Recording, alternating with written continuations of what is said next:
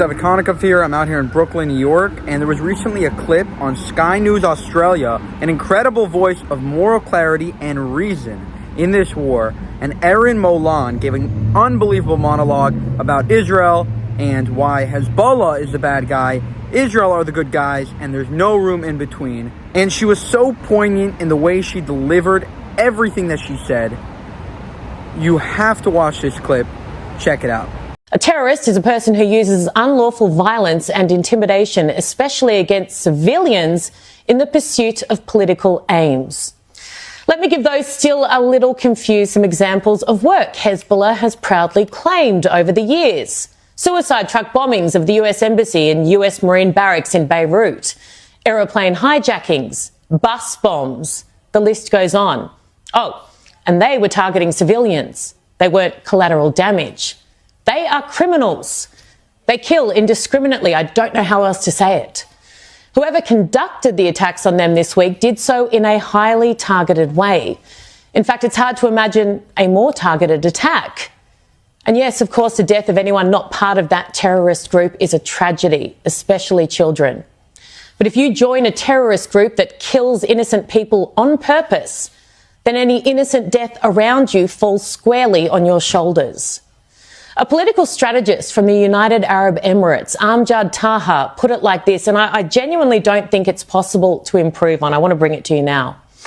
He says, "You dared to strike at a smart and courageous nation on October 7th, committing genocide, kidnapping their children and violating their women. You thought they would fall, but they rose again, returning after 11 months to correct what had only momentarily slipped their intelligence. Now they will send you back 1,000 years to a time without technology, where a ringtone feels like a death knell and a beep is a nightmare.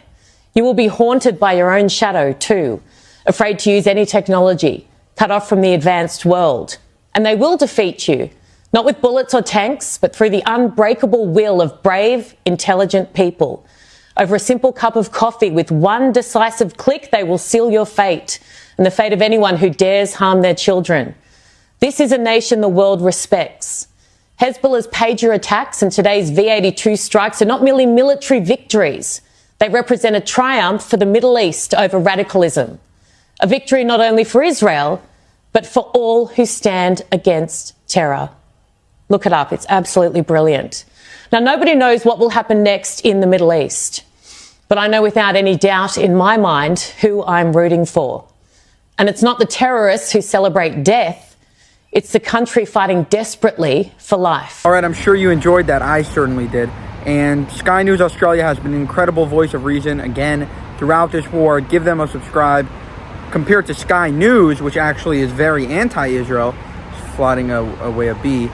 And for more, subscribe to this channel, Jewish Uncensored, and we'll get you all the latest updates about this war. And if you want to help us make more of these videos, you can support us on buymeacoffee.com/Jewish Uncensored.